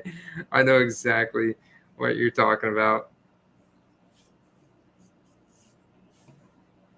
Yeah, it's definitely a developed skill.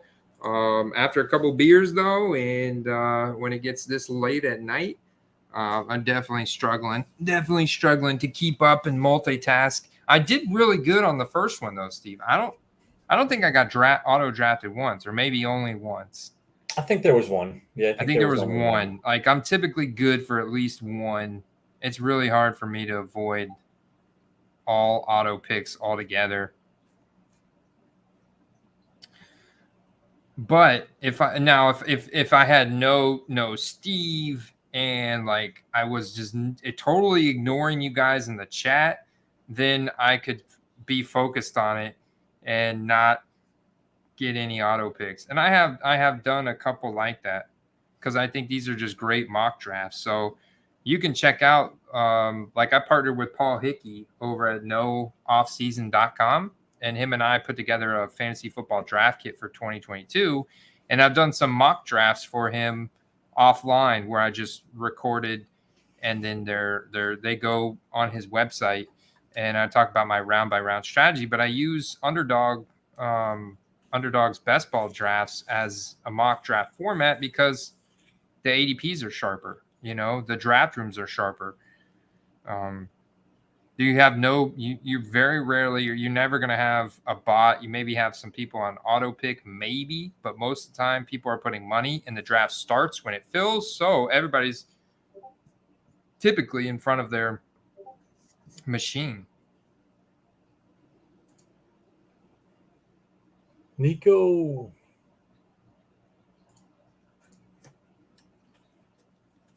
Let's see. I'm determined to make my picks this time.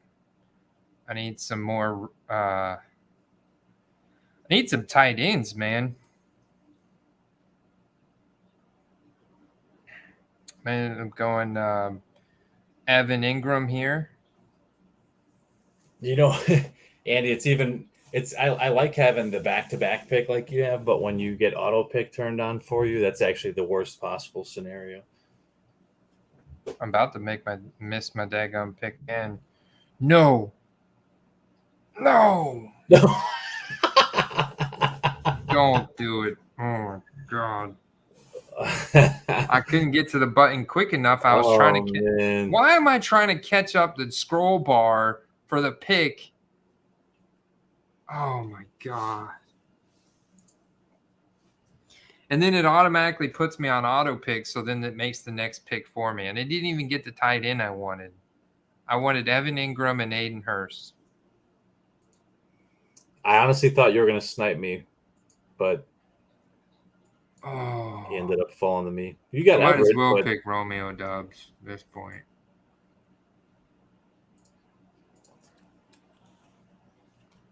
This is brutal. I'm just basically donated my money.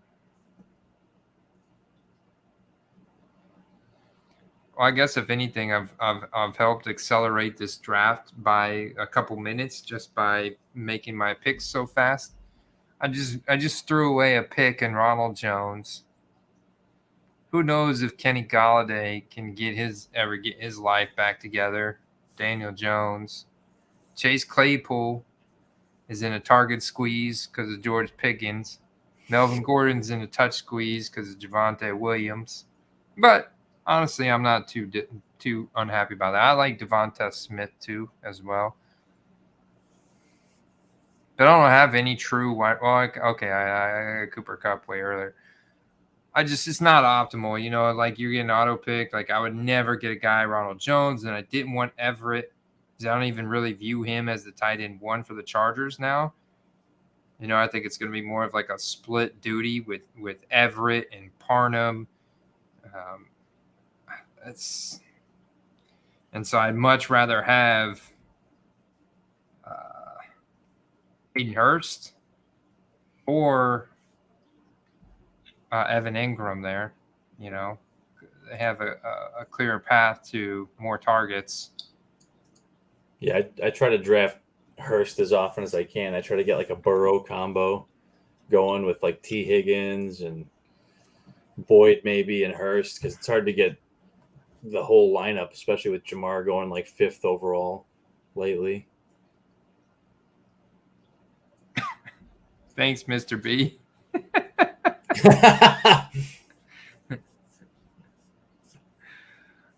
I like the honesty. I could take Jacoby Myers goes off for 1,400 yards. And then Andy looks like Rain Man for fantasy football. Yeah, baby. The Mac Jones and the Jacoby Myers stack. I mean, he's basically like having Isaiah McKenzie in the Bills offense. When you think about it, like he's going to play that inside slot role, and he can just rack up a bunch of targets.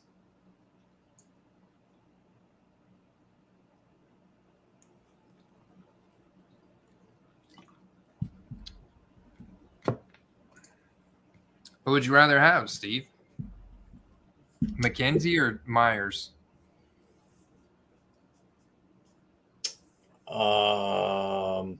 Man, that's a good question. McKenzie's, in fact, went a whole round and a half later. Who would you rather have, Mr. B? I don't know. I mean, with McKenzie, at least you know he's in like a high-powered offense. I'm hearing a lot about Mac Jones having problems in camp. Is it Mac Jones or is it the receivers?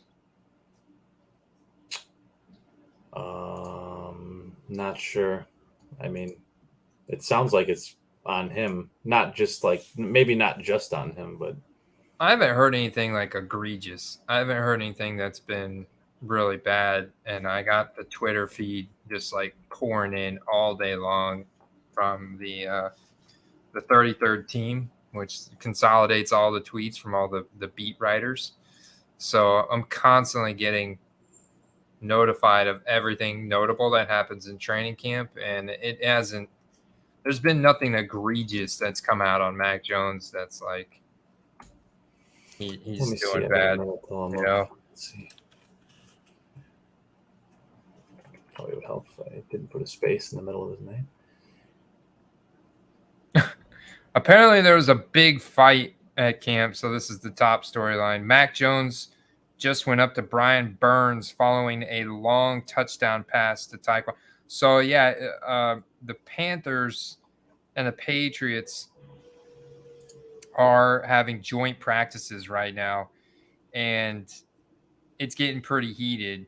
So, apparently Mac Jones went up to Brian Burns, who's an edge rusher for the Panthers, and after he threw a long touchdown pass to Tyquan Thornton, which, like it, he said to Brian Burns, "Hold my nuts, little B word." That's what Mac Jones said to Brian Burns, which apparently led to a massive brawl at training camp. Burns then pushed Mac Jones over, leading to punches thrown by Kendrick Bourne and others defending the QB.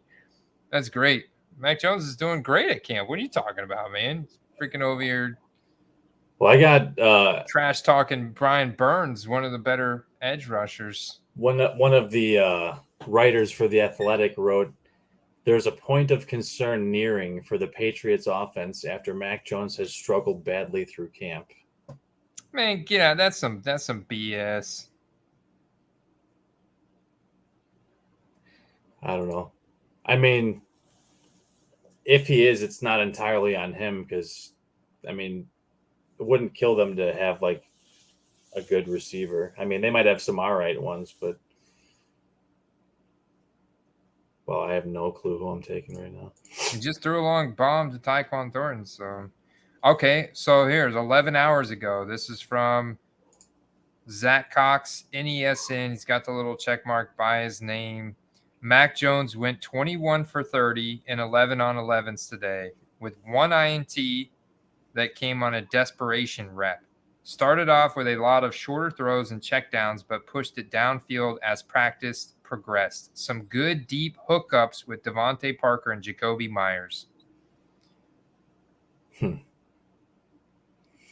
So if that tweet that you saw was not on the 33rd team, if that beat writer is not a part of the 33rd team umbrella, don't trust it, dude. Maybe the guy who wrote this for The Athletics trying to buy some rookie ticket autos. He's trying to drive the price down. Yeah, maybe. Who's the coverage Baker Mayfield? Bailey Zappi. Oh, man.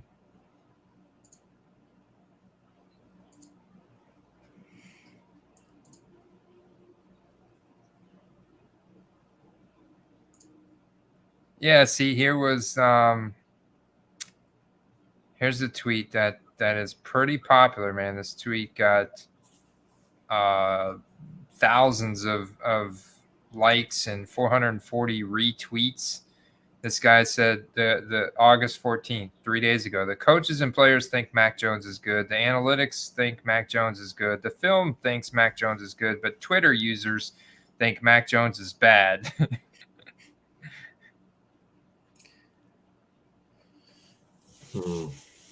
I don't know. I mean, it's just like a complete opposite from what they were saying at the beginning of camp, where how he was so improved and he's in better shape and all this other great stuff.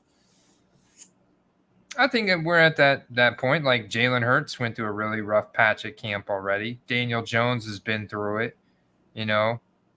I think that a lot of the younger guys, Zach Wilson went through it. There was been several periods throughout camp where Zach Wilson was throwing a lot of interceptions and really struggling. You know, I look at what happened to Joe Burrow last year through camp. You know, that kind of really affected his values. All right, we're opening up the 19th round here. Bless you. Thank you. Oh, man, ungodly sniped me. He got Tyquan Thornton in the 18th. I was going for the complete Mac Jones stack.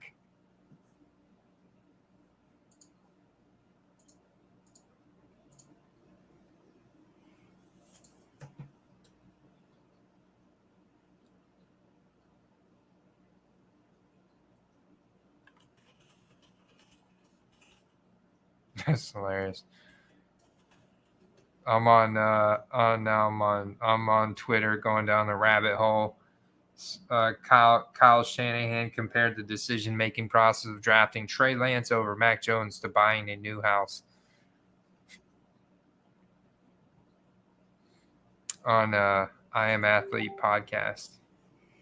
Oh. I think you were telling me about that podcast, weren't you? Which one is it? I Am Athlete. I don't believe that was me. Let's see. I've got to finish strong. I'm going to take my last two picks here. Derek went with a much more balanced approach here. Took Swift in the third after going Mahomes, Kelsey, Swift, Matt Ryan, Pittman, like immediate stacks. Cooks, Mills, so another stack. So he's got a triple stack. T-Hawk, Christian Kirk, Damian Harris, Treylon Burks in the 11th. Spiller, Herbert. So still with the, I guess it's kind of like an anchor RB. So you got Swift as your anchor RB. Then he goes Max, Sermon, McKinnon. Rounding out with Doolin. All right, like that. Oh, my picks, my final two picks here, man. Gotta do it. I gotta think about who my quarterbacks here are. Prescott, Fields. I don't know. Do I have any tight ends? I have one tight end. I gotta probably pick. Let's go, Johnny Smith. Getting him. Didn't get auto picked. Just want you guys to notice that. Let's go with Parham because I'm not sold on. I don't know why I'm doing that because then he's on the same team. But I guess I'll get the most amount of points from one of those guys from the tight end spot. No, we go Brate. If Brate gets his act together with Brady, then that would be good.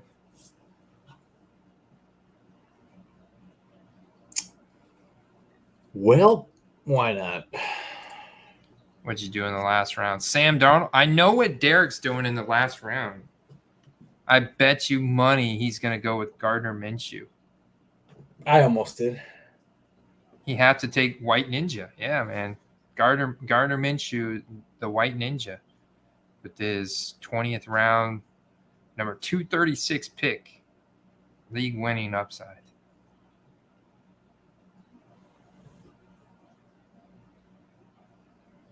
Yep, absolutely. That's why the Patriots drafted Tyquan Thornton. Oh, no. Minshew is not the White Ninja, which a lot of people think was a reach. But Tyquan Thornton, I mean, he's got a lot of speed, so he could develop into. But it's just where they drafted him. They probably got him a lot later in the actual NFL draft. Danny Gray. Danny Gray is an interesting pick there, super late by Uo Ino.